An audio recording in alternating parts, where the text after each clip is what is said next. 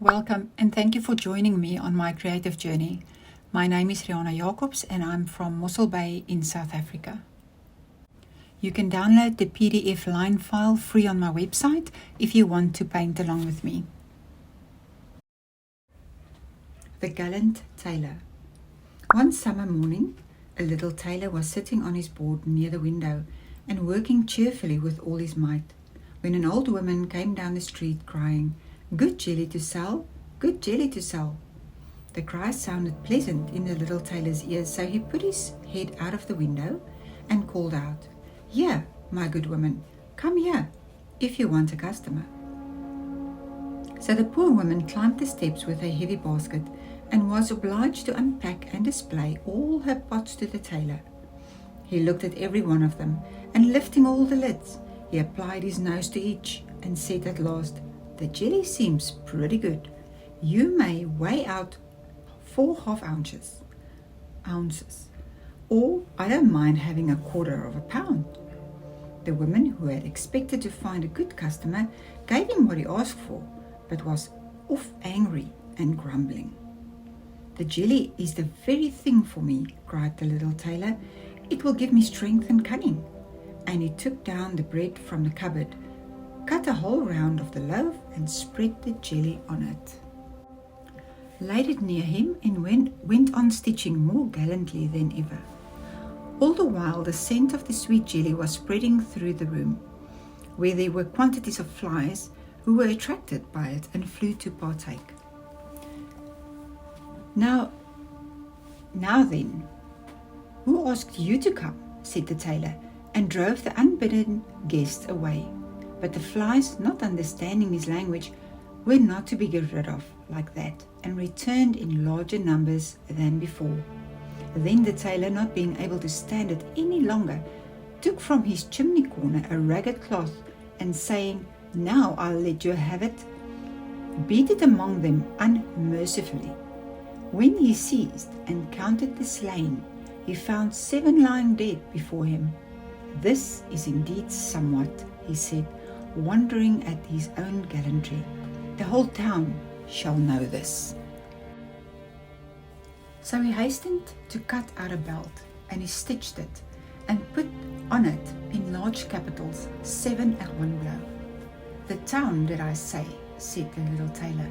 "The whole world shall know it."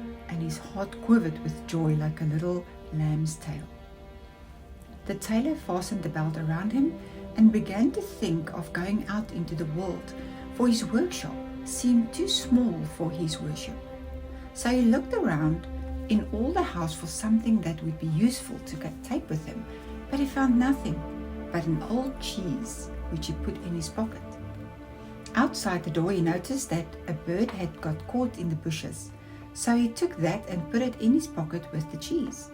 Then he set out gallantly on his way, and as he was light and active, he felt no fatigue.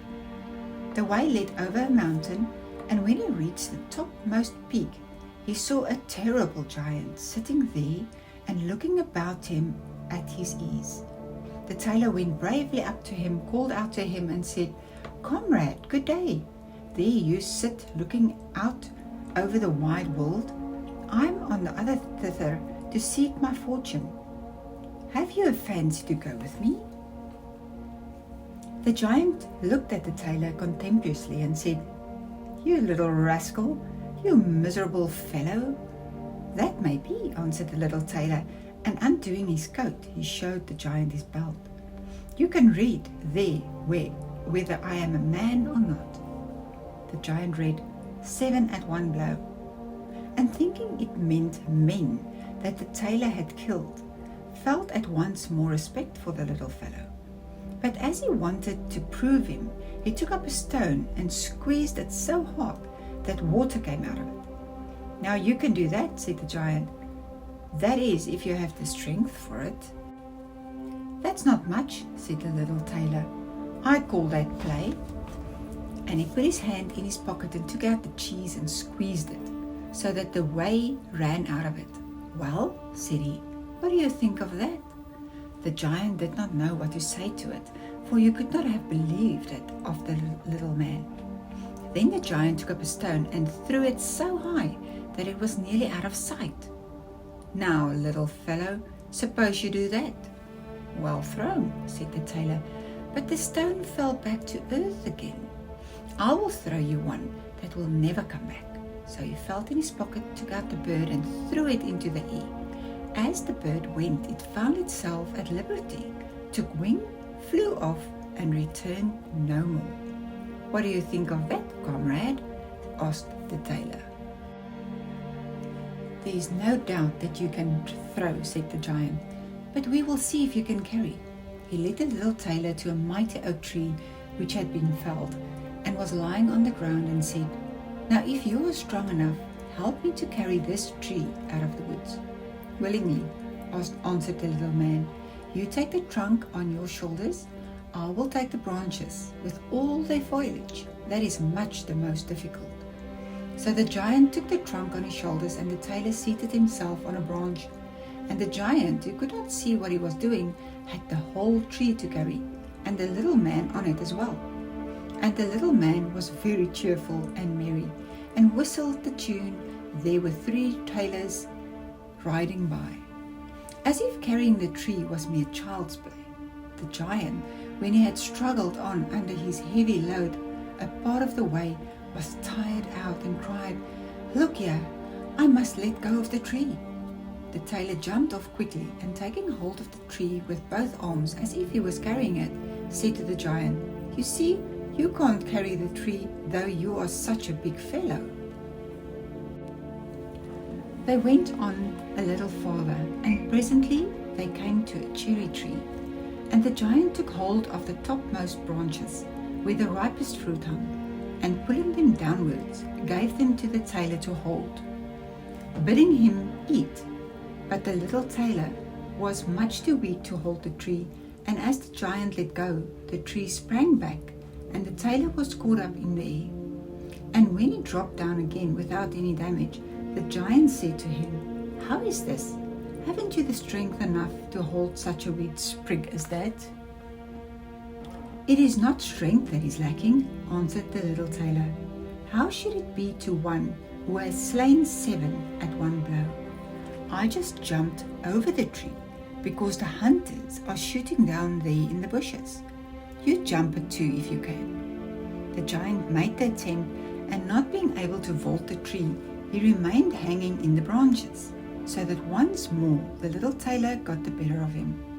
Then said the giant, "As you are such a gallant fellow, suppose you come with me to our den and stay the night." The tailor was quite willing, and he followed him. When they reached the den, there sat some other giants by the fire, and each had a roasted sheep in his hand and was eating it. The little tailor looked around and thought, "There is much more elbow room here than in my workshop." And the giant showed him a bed and told him he had better lie down upon it and go to sleep. The bed was, however, too big for the tailor, so he did not stay in it, but crept into a corner to sleep. As soon as it was midnight, the giant got up, took a great staff of iron, and beat the bed through with one stroke, and supposed he had made an end to the grasshopper of a tailor. Very early in the morning the giants went into the wood and forgot all about the little tailor, and when they saw him coming after them alive and merry, they were terribly frightened, and thinking he was going to kill them, they ran away in all haste. So the little tailor marched on, always following his nose. And after he had gone a great way, he entered the courtyard belonging to a king's palace, and there he felt so overpowered with fatigue that he lay down and fell asleep. In the meanwhile came various people, who looked at him very curiously and read on his belt, 7 at one blow. "Oh," said they, "why should this great lord come here in time of peace? That a mighty champion, what a mighty champion he must be." Then they went and told the king about him, and they thought that if war should break out, that a worthy and useful man he would be, and that he ought not to be allowed to depart at any price.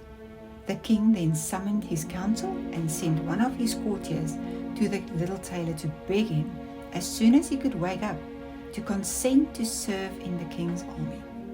So the messenger stood and waited at the sleeper's side until his limbs began to stretch and his eyes to open, and then he carried his answers back. And the answer was, "That was the reason for which I came. I am ready to enter the king's service." So he was received into it very honorably, and a separate dwelling set apart for him. But the rest of the soldiers were very much set against the little tailor, and they wished him 1,000 miles away. "What shall be done about it?" they said among themselves, "as if we pick a quarrel and fight with him, then 7 of us will fall at each blow. That will be of no good to us." So they came to a resolution and went all together to the king to ask him for their discharge. "We never intended," said they, "to serve with a man who kills 7 at a blow." The king felt sorry to lose all his faithful servants because of one man, and he wished that he had never seen him, and would willingly get rid of him if he might. But he did not dare to dismiss the little tailor for fear he should kill all the king's people and place himself upon the throne. He thought a long while about it and at last made up his mind what to do. He sent for the little tailor and told him that as he was so great a warrior, he had a proposal to make to him. He told him that in a wood in his dominions dwelt 2 giants, who did great damage by robbing, murder, and fire, and that no man durst go near them for fear of his life. But that if the tailor should overcome and slay both the giants, the king would give him his only daughter in marriage and half his kingdom in dowry, and that 100 horsemen should go with him to give him assistance. "That would be something for a man like me," thought the little tailor. "A beautiful princess and half a kingdom are not to be had every day." And he said to the king, "Oh yes, I can soon overcome the giants, and yet have no need of the 100 horsemen. He who kills 7 at one blow has no need to be afraid of 2. So the little tailor set out, and 100 horsemen followed him. When he came to the border of the wood, he said to his escort, "Stay here while I go to attack the giants." Then he sprang into the wood and looked about him right and left. After a while he caught sight of the 2 giants. They were lying down under a tree asleep, and snoring so that all the branches shook. The little tailor, all alive, filled both his pockets with stones and climbed up into the tree and made his way to an overhanging bough so that he could seat himself just above the sleepers. And from there he let one stone after another fall on the chest of one of the giants. For a long time the giants were quite unaware of this, but at last he woke up and pushed his comrade and said, "What are you hitting me for?" "You are dreaming," said the other. "I am not touching you." And they composed themselves again to sleep, and the tailor let fall a stone on the other giant. "What can that be?" cried he. "What are you casting at me?" "I am casting nothing at you," answered the first, grumbling. They disputed about it for a while, but as they were tired, they gave it up at last, and their eyes closed once more. Then the little tailor began his game anew, picked out a heavier stone, and threw it down with force upon the first giant's chest. "This is too much," cried he, and sprang up like a madman, and struck his companion such a blow that the tree shook above them. The other paid him back with a ready coin, and they fought with such fury that they tore up trees by their roots to use for weapons against each other, so that at last they both of them lay dead upon the ground. And now the little tailor got down. "Another piece of luck," said he, "that the tree I was sitting in did not get torn up too, or else I should have had to jump like a squirrel from one tree to another." Then he drew his sword and gave each of the giants a few hacks in the breast, and went back to the horsemen and said, "The deed is done. I have made an end of both of them, but it went hard with me. In the struggle, they rooted up trees to defend themselves, but it was of no use. They had to do with a man who can kill 7 at one blow. "Then are you not wounded?" asked the horseman. "Nothing of the sort," answered the tailor. "I have not turned a hair." The horseman still would not believe it, and rode into the wood to see. And there they found the giants, wallowing in their blood, and all about them lying the uprooted trees. The little tailor then claimed the promised boon, but the king repented him of his offer, and he sought again how to rid himself of the hero. "Before you can possess my daughter and the half of my kingdom," said he to the tailor, "you must perform another heroic act. In the wood lives a unicorn who does great damage. You must secure him." "A unicorn does not strike more terror into me than 2 giants. 7 at one blow. That is my way," was the tailor's answer. So taking a rope and an axe with him, he went into the wood and told those who were ordered to attend him to wait outside. He had not far to seek. The unicorn soon came out and sprang at him as if he would make an end of him without delay. "Softly, softly," said he. "Most haste, worst speed," and remained standing until the animal came quite near. Then he slipped quietly behind a tree. The unicorn ran with all his might against the tree and stuck his horn so deep into the trunk that he could not get it out again, and so was taken. "Now I have you," said the tailor, coming out from behind the tree and putting the rope around the unicorn's neck. He took the axe, set free the horn, and when all his party were assembled, he led forth the animal and brought it to the king. The king did not yet wish to give him the promised reward and set him a 3rd task to do. Before the wedding could take place, the tailor was to secure a wild boar which had done a great deal of damage in the wood. The huntsmen were to accompany him. "All right," said the tailor, "this is child's play." But he did not take the huntsmen into the wood. They were all the better pleased, for the wild boar had many a time before received them in such a way that they had no fancy to disturb them. When the boar caught sight of the tailor, he ran at him with foaming mouth and gleaming tusks to bear him to the ground. But the nimble hero rushed into a chapel which chanced to be near, and jumped quickly out of a window on the other side. The boar ran after him, and when he got inside, the door shut after him. And there he was, imprisoned, for the creature was too big and unwieldy to jump out of the window too. Then the little tailor called the huntsmen that they might see the prisoner with their own eyes. And then he betook himself to the king, who now, whether he liked it or not, was obliged to fulfill his promise, and gave him his daughter and half of his kingdom. But if he had known that the great warrior was only a little tailor, he would have taken it still more to heart. So the wedding was celebrated with great splendor and little joy, and the tailor was made into a king. One night the young queen heard her husband talking in his sleep, saying, "Now, boy, make me that waistcoat and patch me those breeches, or I will lay my yard measure about your shoulders." And so, as she perceived of what little low birth her husband was, she went to her father the next morning and told him all, and begged him to see her free from a man who was nothing better than a tailor. The king bade her to be comforted and say, "Tonight, leave your bedroom door open. My guard shall stand outside, and when he is asleep, thou shalt come in and bind him and carry him off to a ship, and he shall be sent to the other side of the world."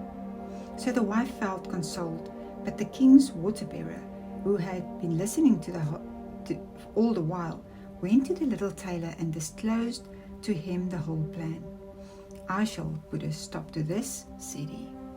At night he lay down as usual in bed, and when his wife thought that he was asleep, she got up, opened the door, and lay down again.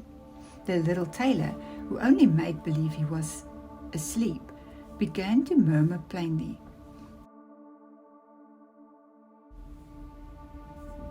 "Now, boy, make me that waistcoat and patch me those breeches, or I will lay my yard measure about your shoulders. I have slain 7 at one blow, killed 2 giants, caught a unicorn, and taken a wild boar. And shall I be afraid of those who are standing outside my room door?" And when they heard the tailor say this, a great fear seized them. They fled away as if they had been wild hares, and none of them would venture to attack him. And so the little tailor remained a king all his lifetime. So that was a story out of Grimm's Complete Fairy Tales, and today we listened to The Gallant Tailor. Hope you enjoyed.